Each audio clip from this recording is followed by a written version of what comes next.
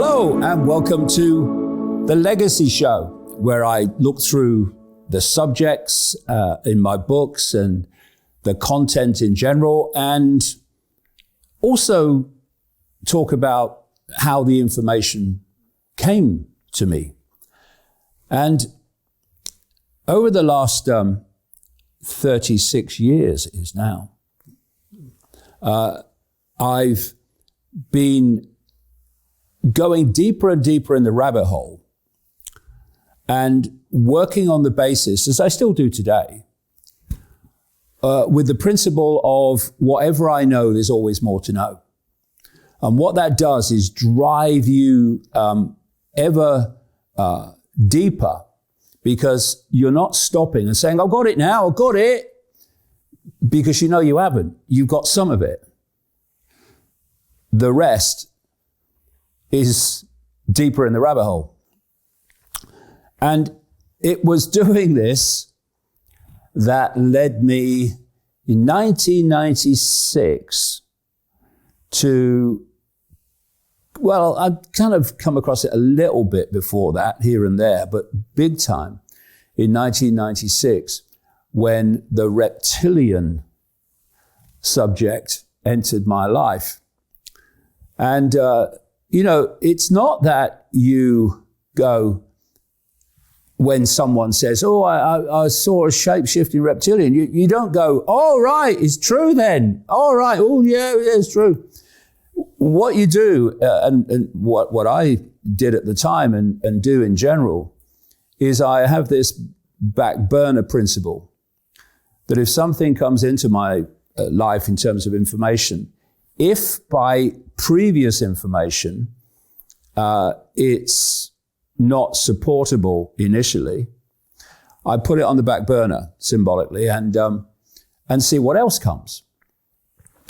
And over this period since 1996, right to present day, has come this theme interwoven with everything else, that a reptilian non-human race, not every non-human entity is reptilian in nature, that's part of this manipulation, but certainly the dominant force is reptilian. And it's more and more being confirmed. I mean, now we've got so-called whistleblowers within the US military talking about interacting with reptilian entities. What? Yeah, but that's what I've been saying since the 1990s. There is a part of this interaction which takes place in the underground bases, the so-called DUMBs, deep underground military bases. And when you go into these military bases, you need a higher security clearance for lower and lower levels. So people will come along, they'll work at the higher levels, they won't really know what's going on. They'll only know enough to play their part, usual compartmentalization. But when you get to the lower levels, then you see not only horrific stuff, but that's where the reptilians interact with human scientists, shall we say. And it's out of those deep underground bases that the fundamentals of this technological explosion on the surface is coming from. So it's clear from endless sources over the years that there is an obsession of this reptilian mentality with technology. And what a coincidence that the human society is being taken over, quite literally and quite blatantly, by technology. It's their means of control. So, how did it come about? Well, in the mid-90s kind of time, mid-late 90s, I was traveling around America. I was talking to nobody. really not many people wanted to know about the conspiracy then. But what I was doing as I was traveling around the country, talking in a different place every night to very few people, was picking up extraordinarily useful and highly significant information, as it turned out. And I remember there was a period when I was traveling around America when in, I think about 15 days, I met 12 separate people in different places, because I was moving to a different place to speak every night, that were telling me that they'd had the same experience, that they had seen someone appearing human transform into a non-human, reptilian, in these cases, and then back again. And of course, your immediate reaction is, whoa, what? But what you don't do, if you're a proper researcher and you're interested in the truth and not protecting your belief system, is you don't dismiss it unless the evidence is there to dismiss it, and it wasn't. So you use the back burner. I'll put it there and I'll see what else comes. Well, more came and more came and more came. And at that time, I realized that this reality was not what we think it is. But as I've moved through the years, it's become more and more obvious that the nature of reality is not physical. It's energetic information, which we are decoding. And then suddenly it makes sense that people are seeing what is called shape-shifting, because it's not a physical shift. If it was, it'd be impossible. But it's not. It's an information energetic shift, so that the information that people are decoding changes from, in these hybrid bloodlines I talk about, it changes from the human information, oh, he's a human. Suddenly there's a shift to the reptilian information, oh, he's just turned into a reptile. And of course the reaction of the public is, you're mad, mate. So what I then did is put information together, starting with the biggest secret, was at 1998. It's the first time I mentioned the reptilian story in a book, and I think the chapter is called Don't Mention the Reptiles. I think that's what it's called, because when I was talking to people and I was saying, you know, what I've been experiencing, and I'm going to go on to elaborate on that. Don't mention the reptiles, chapter 2. They were saying, don't mention the reptiles, Dave. They think you're mad already. What chance have you got if you talk about that? But my whole philosophy is, I'm after the truth. I'm not after a round of applause or a statue. So I am going to say it because it's crossed my line by then, in terms of enough information has come my way. So after that, I 2001, this is Children of the Matrix. You see I saw that on an advertisement, that basic image of the reptilian and human eye. And I got Neil Haig, my artist friend, to put it together as a cover.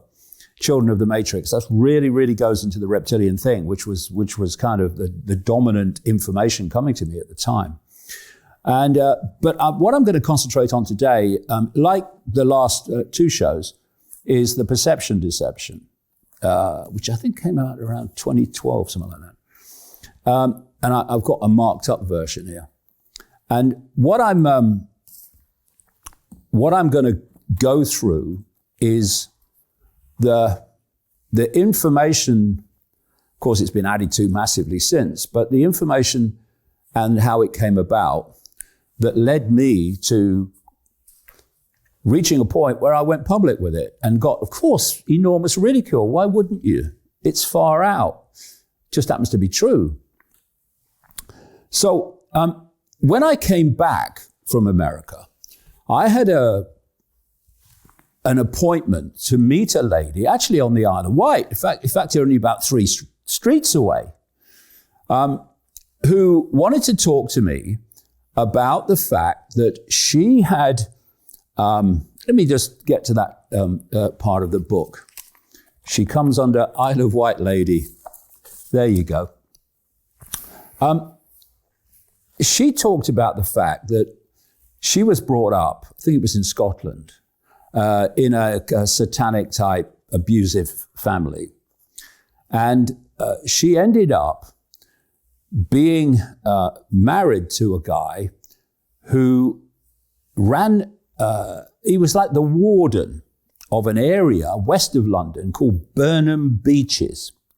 Now, Burnham Beeches is an area of copse and woodland and, kind of grassy areas, which is owned by the City of London, the City of London Financial District, which, of course, is one of the great centers, certainly of finance, but more than that, one of the great centers of the global secret society network. I mean, the City of London is secret society to its DNA. The whole thing's run by secret societies. And she, I went to her house when I came back after all this reptilian stuff in America. And we had a chat, and she was telling me her story. And she told me how her husband was a strange man, and she said, but she knew that he was involved in some kind of satanic activity, but obviously she was kept in the dark about it. And then one night, she said, she goes out in Burnham Beeches, taking the dog for a walk, and it's like dark when she's walking. And then eventually, she said, she sees this light through the trees. So she goes closer to it and she looks through, and she said she saw a ring of people wearing robes. And the man leading the ritual was Ted Heath, the then Prime Minister of Britain. And next to him was a bloke called Anthony Barber, who was his Chancellor of the Exchequer, his finance guy at the time. And so she's watching it, and I'm sure I would have mentioned in the last couple of shows, and I've mentioned it many times before, is that my experience with Ted Heath in a Sky News studio when his eyes turned completely black, including the whites, and he was like scanning me. And that was when I was in the Green Party and still in television with the BBC. But by the time I met this lady, this was quite a long time later. And suddenly, what she was telling me, what I experienced in the Sky News studio started to make sense. She says that he was leading the ritual. And then she said, given what I've talked about, that this was some kind of satanic ritual. But she never mentioned reptilians at this time. So what happened is she told me her story, and I remember I put my cup of tea down, my empty cup of tea, and as I turned to leave, thanks very much, that's fascinating stuff. As I turned to leave, I just said to her on the half turn, I've had some very strange experiences recently. I said, in America, people keep telling me they've seen people turn into reptiles. And as I've turned, all I can hear is, I'm coughing now. And I look back and she said, I weren't going to tell you this. She said, I thought even you would find this crazy. So it's like, try me. I bet I don't. And she said that when this ritual was going on, Ted Heath suddenly transformed into a reptilian figure, grew by about 2 feet, and then began speaking. And how she described it, she said, well, you remember the old transatlantic telephone calls where there were gaps between the words and stuff and silences? So it was like that. Although he was speaking kind of in obviously human language, but it was like a transatlantic telephone call of the old type. And so this reptilian theme, and it's like so many other things in my life over the last 36 years, a subject will come in out of nowhere, and then suddenly it's everywhere. Information about it. So the next time I went to America, I came across a lady called Arizona Wilder. Now, her real name was Jennifer Green, and she was in a mind control project like MK Ultra. But her role was to conduct satanic rituals. And not just in America, but in Europe. And so I'm chatting to her, and she's talking about the satanic rituals and all this stuff. And then what does she start talking about? She starts talking about how they change into reptiles during the ritual. So this theme is now coming into my life big time. And I want to look at some of the things she said, because one of the points she made is that, first of all, they were looking for blonde-haired, blue-eyed people. I've heard that. I mean, Project Monarch, which is the elite part of MK Ultra, was focused on blonde-haired, blue-eyed people. Like Kathy O'Brien, for instance. And she, when I met her, had purple hair, which she dyed to try to break the program. And she'd renamed herself Arizona Wilder after she was brought up as Jennifer Green. And her point that really hit home to me was that not only had she conducted rituals for the rich and famous in America, but she conducted them in Europe, and she'd conducted them a number of times with the British royal family. And now, what has happened over the years is that different sources have told me, I'll get to some others, that the royal family are reptilian human hybrids. And if you look at this whole concept of the divine right to rule, you rule because of your bloodline. Well, hold on a minute. So what is it about the bloodline that gives you the right to rule then? Well, it turns out that it's because they have dual energetic fields. One is reptilian and the other one is human. And obviously, in the course of their lives, the human one is the one that's projected. And therefore, as people decode that information into apparently a holographic, but apparently physical form, they look human. Well, a bit. But when they're in rituals and in private, they shift when they're among those that are part of it. And so among the things that Jennifer Green, Arizona Wilder, told me, and I think you can see it on Iconic with Confessions of a Mother Goddess, where I do an interview with her at the time. And she describes what the different royal personalities in Britain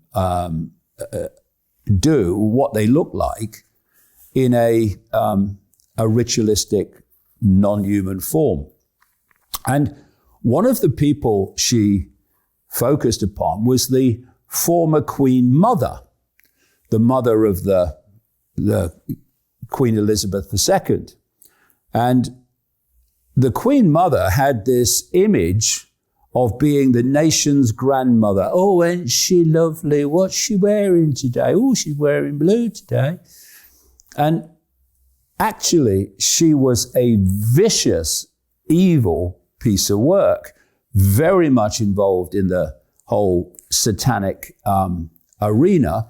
And, you know, Princess Diana, who was brought into the royal family as a brood mare to advance the bloodline, and once she'd done that, she was out. She was put together with the Queen Mother in the run-up to the marriage to Charles, and Diana was desperate by this time to pull out of the marriage because of the way she was treated, but she was kept there under lock and key, and the marriage went ahead. So this is what Arizona Wilder said about the Queen Mother. She's cold, cold, cold, a nasty person. None of her cohorts even trusted her. They have named an altar mind program after her. They called it the Black Queen. I've seen her sacrifice people. I remember pushing a knife into two boys, 13 and 18, she said. You need to forget that the Queen Mother appears to be a frail old woman. When she shapeshifts into a reptilian, she becomes very tall and strong. This is a common theme of all the people around the world that have told me about this stuff and what they've seen and experienced, is this change of height when the shapeshift takes place. Some of them are so strong they can rip out a heart, and they all grow by several feet when they shapeshift, which is what the lady Burnham Beecher said about Edward Heath, of course. Of the Queen, she said, I've seen her sacrifice people and eat their flesh and drink their blood. One time she got so excited with bloodlust that she didn't cut the victim's throat from left to right in the normal ritual. She just went crazy, stabbing and ripping at the flesh after she'd shapeshifted into a reptilian. So this is the thing, that what you see in the human appearance is not what they are in the reptilian appearance. And so you see, like she said, a frail old kind of Queen Mother. But that's when the shift takes place, that's not what they're like. Arizona Wilder described the Queen in a shapeshifted state as an off-white color, which kind of fits with what are known in the UFO, quote, alien research community as the Draco. And they are reptilian. They're like the royalty of the reptilian species, if you like, that part of the species anyway. And they are an off-white color, not what you would expect. And she talks about the fact that when she shapeshifts, the queen had a long reptile face, almost like a beak. She talks about Prince Charles shapeshifting and what have you. And then, completely different from this, or disconnected from this, in this same period where I'm being told all this by Arizona Wilder. There was a guy, I think he was Iranian. Anyway, he was a guy who kind of specialized in bringing people together and putting people of the same, kind of the same mindset together so they could talk and exchange ideas. He was a networker. I think that's the word they use. Anyway, I met him a few times here and there. And then he said, I've arranged a meeting at the House of Lords in Britain with some people. So I turn up, this is in the 1990s again, I turn up at the House of Lords, the Houses of Parliament, and I get in because I'm going to this meeting. And we sat around this table, I mean, maybe 6 or 7 of us, something like that. And we were kind of swapping ideas. And there was a lady there who was saying some really interesting things about the death of Princess Diana. And so after the meeting ended, I pulled her aside and I said, how do you know all this? And she said, well, my best friend was Diana's best friend for like 9 years till they fell out. And she said, I think she'd talk to you. So a week or so later, I'm at the top of the pier at Ryde on the Isle of Wight, and off walks from the ferry this lady and her friend, a lady called Christine Fitzgerald. And she'd been and acknowledged in the newspapers as a close friend of Princess Diana. She was like a healer, and Diana used to go to her for healing and also, psychological support given what she was experiencing in the British royal family. And so I'd not said anything to either the lady or Christine Fitzgerald about reptilians, nothing. And I'd not gone public with it at this point. So we're sitting in my front room and I put a tape on. I've still got it, one of those reel-to-reel audio tapes. And she starts talking about the appalling way that the royal family treated Princess Diana. How she was having an affair at one point when the marriage broke down with a bodyguard, and how he was murdered. And he certainly died in strange circumstances, that's for sure, but that he was murdered because of what he was doing. And I go into that in Perception Deception as well. And then she says, the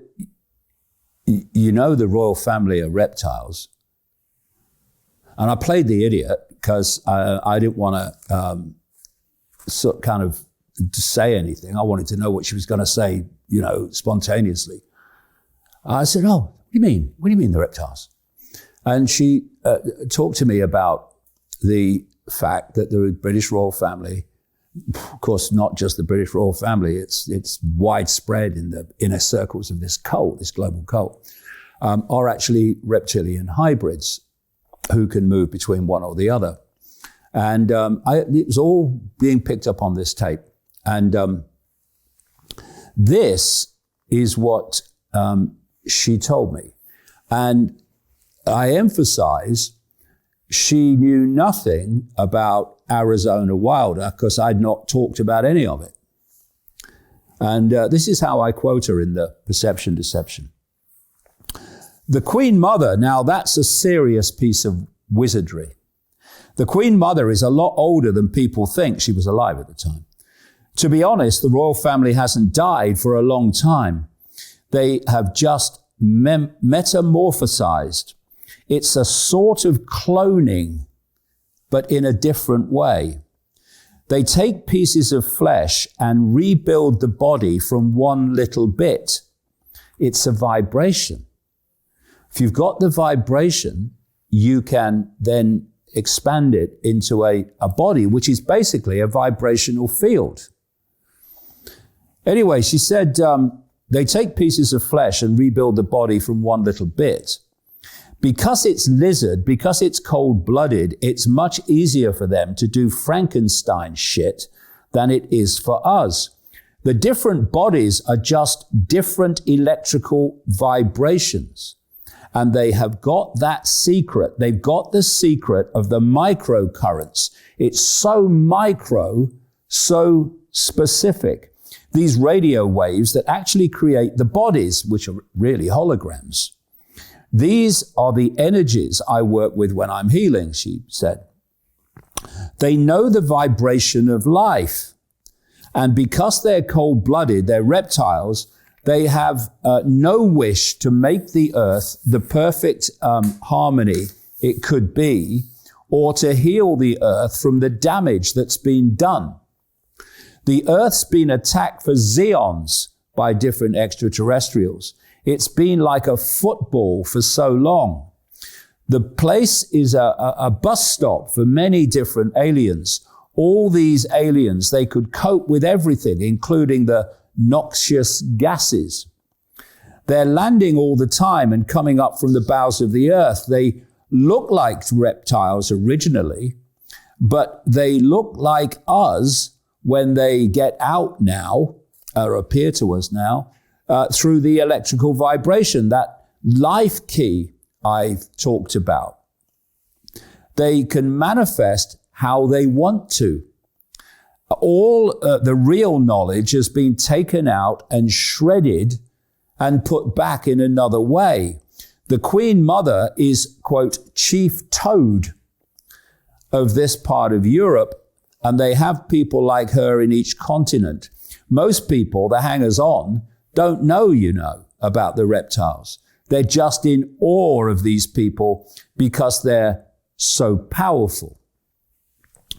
She she has picked up this information both from Diana and from also treating other lower levels of the royal family, she said, and from other sources too, no doubt. And she mentioned Balmoral. That's the Queen's castle, or was the Queen's castle, King's Castle now, in Scotland. And that's where, because the thing about the British royal family is they're incredibly ritualistic. They have a cycle through the year in which they're in different places every year, ritualistically. And in the August period, they're at Balmoral in Scotland. They must be there now as I'm speaking. She said, Balmoral is a very, very nasty place. That's somewhere they want to dig underground. They will find reptile fossils. It goes back that far. Don't think of people like the Queen Mother and Queen Victoria as different people. Think of them as the same person, which after a while has had to replace their coat. Exactly. When the flesh dies, that energy, while it's dying, will be immediately up someone else's jacksie. She had a turn of phrase, Christine. Jacksie for people around the world means backside. It's very vampire, worse than vampire. They're not going to come to you with hook teeth and suck your blood. Fear is their food. How long have I been pointing this out? They can actually take fear and manifest it into a tangible thing. The key is the vibrational current. At that vibrational current, they can manifest anything from anything. It's like a holographic image. Exactly. So she says, when all the minerals and water, we are all minerals and water vibrating, this is all an illusion we are living in. That's the secret. You know, when the monarch is fallen, it's not the end of it. They will manifest in another form. The reptiles have never been defeated, and this is the closest they've come to it, she said. But even though these reptilian ones are fuckers, in her language, they are sad, pathetic beasts, really, while humanity is galloping towards light. Well, some are. They're just pathetic lumps of nastiness who aren't going to win. I can't talk about this everywhere, she says, because they would go, Christine, get a white coat, put it on backwards, get out. But I want to end the bullshit, she said. And I go into more detail in the book and other books of what Christine Fitzgerald said. And then there was another guy, and just to emphasize the point, these are dots that are coming to me in kind of the same period when there was no reptilian stuff before. Suddenly it's everywhere in my life. And I was corresponding at length with a guy in America who said that he was a unofficial Rothschild who was brought up on the Rothschild wine estates in France, he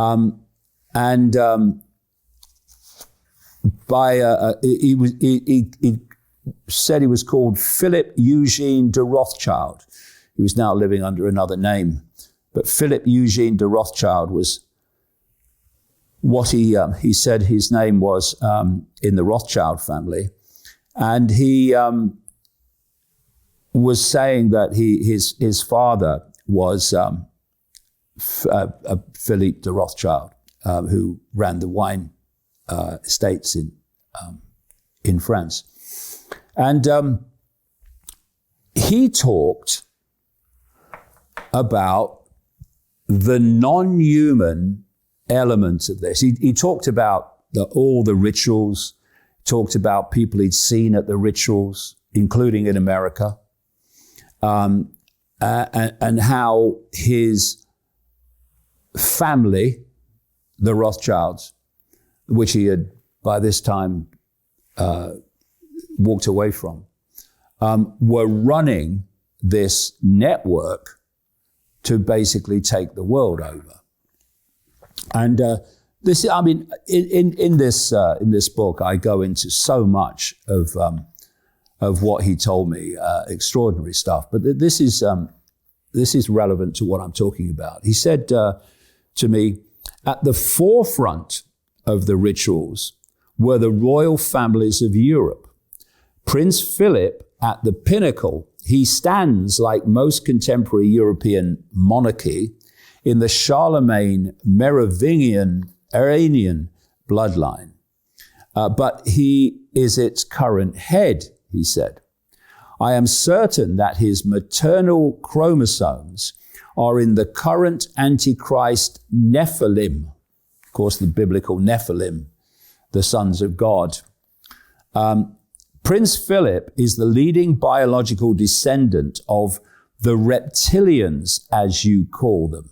Immediately below him are the males of my family line, Rothschilds, like a court of ministers in charge of logistics and operations.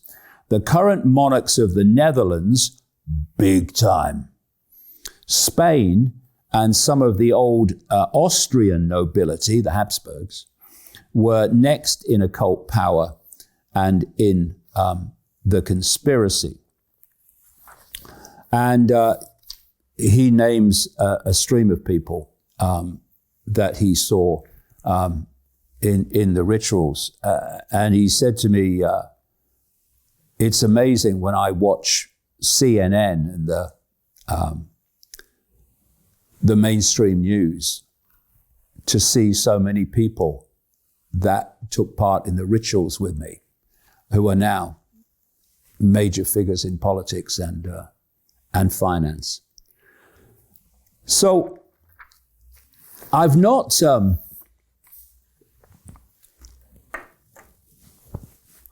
come from this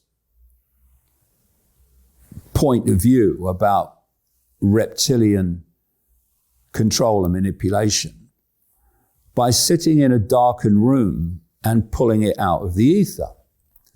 It's been hard journalistic research from a stream of sources. I'm just naming a few here,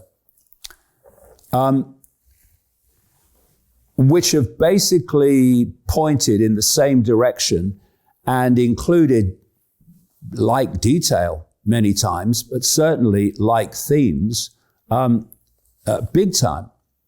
And one of the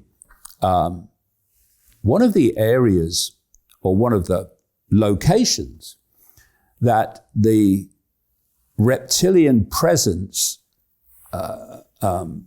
recurs again and again, ancient and modern, is actually the moon.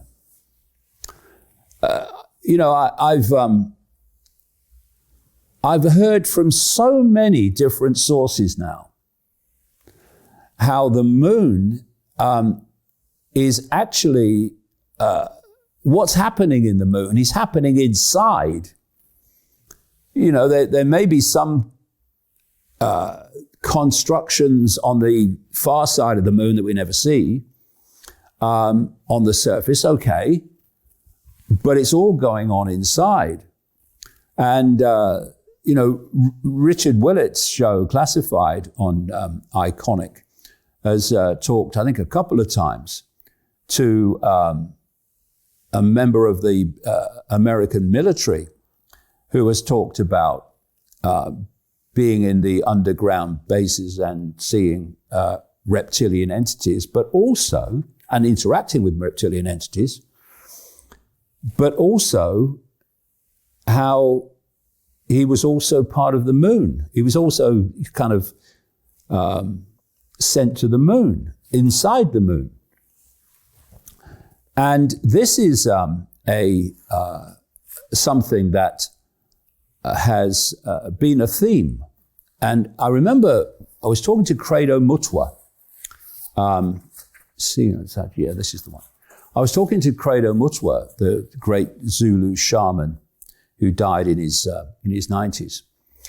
And they have the legend, the story of two brothers, reptilian brothers, which they call Wawani and Umpanku. And they say they brought the moon and placed it where it is. And, there are tribes on the earth, ancient tribes, that say that their tribe goes back to before the moon came. And it's interesting that if you go from South Africa, the Zulu legends of Credo Mutwa and Mpanku and Wawani, you go to Suma in the north, you come across the Sumerian tablets that talk about the Anunnaki, a non-human race that visited Earth. And they say that the two of the main characters, controlling characters of the Anunnaki that came to Earth were called Enki and Enlil, who were two brothers. And it's amazing. I've just finished a book, which is going to come out in a few months, where I look in some detail at some of this. And it's extraordinary to see the same story told in different cultures and different areas of the world. and give the different people different names because it's different culture, but how the themes of the ancient world are so common in cross-confirming each other. And one of the things I include in this book, The Perception Deception, was a project. It's called the Charney Project. And Charney stands for Channeled Holographic Access Network Interface, the Charney Project. I was shown a magazine right in the middle of, I think of writing this book, actually, when I was writing about the whole reptilian stuff in detail. And I was shown this article in a magazine about the Charney Project, which fitted, and I was writing about the moon as well. And Saturn's all connected, as we'll get into in another show, I'm sure. So the Charney Project was said to have taken place in Africa, using advanced technology to communicate with an entity in another dimension of reality. For 5 years, from 1994, during which time some 20,000 questions are said to have been asked, according to the source behind the article. The entity was quoted in the article as saying the following, and among what he said was that human society is being manipulated by reptilians. And this is what he said. And he picked out the moon as massively part of the control system. And it's there as part of the control of human society. He said, life was better for humans before the moon came. Moon forces control time and manipulate the mood of humans. The moon is there to control the Earth's mood, and a big calm would come over the Earth without the moon. There would be only little storms, not big storms. The old race, which I refer to and the Gnostics refer to as the Archons, and also the expression of that is the reptilians, captured the moon from space and located it next to the Earth. A reptilian race is holding back humans so they can't grow, in quotes. The entity said they had fought many battles against the reptile race in their own reality, and humans were more evolved spiritually than the reptiles, but they suppress humans with their technology. Quote, their God is their technology. And that is just part of the story, just one or two of the sources that have led me to conclude a long time ago now, back in the 1990s, that one level of this whole conspiracy of human control, and certainly technological control, is coming from a reptilian force. And when you look at how technology is taking over the world now, with AI and what? AI-human fusion, what is that level of AI they want to connect the human brain to? It's the reptilian archontic consciousness. And one of the things that I've picked up over the years from many, again, different sources, is that the reptilians operate on a hive mind. There are different levels. I remember Credo Mutwa showing me a picture he'd painted of one of the worker reptilians from ancient and modern descriptions of them. And they're basically like ants, like in an ant colony, with the queen calling the shots. And so what they are seeking to do with this AI-human fusion is to connect humans to their hive mind. And maybe that, like I said earlier, is too far out for people. Well, that's fair enough. They must believe what they want to believe. But I can tell you from doing this for so long now, that is where we are. And what is in the course of happening if we don't wake up fast. And I remember when the fledgling internet was getting underway,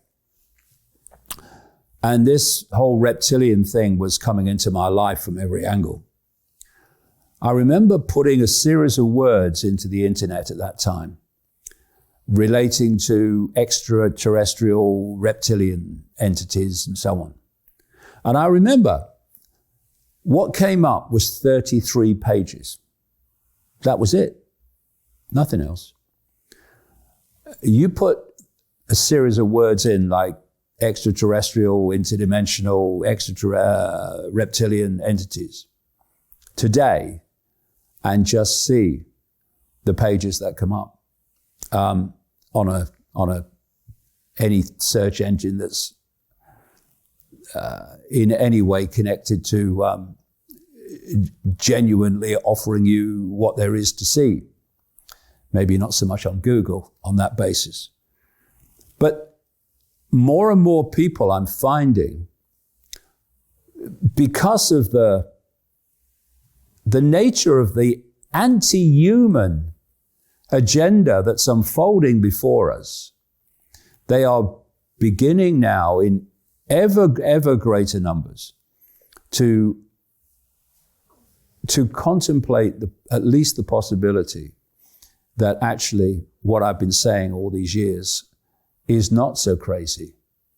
It's actually true.